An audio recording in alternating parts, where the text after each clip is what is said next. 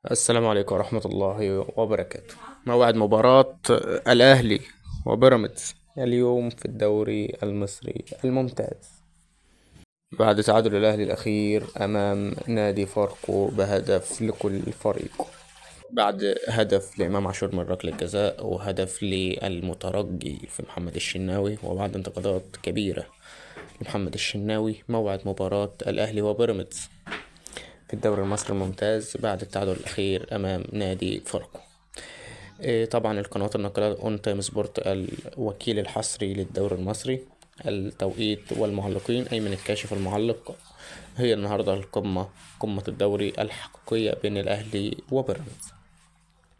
وطبعا موعد المباراة هيبقى الساعة 7 بتوقيت مصر، 8 بتوقيت السعودية، 9 بتوقيت الإمارات. والسلام عليكم ورحمة الله وبركاته. متنسوش تشتركوا في على زر الجرس. السلام عليكم.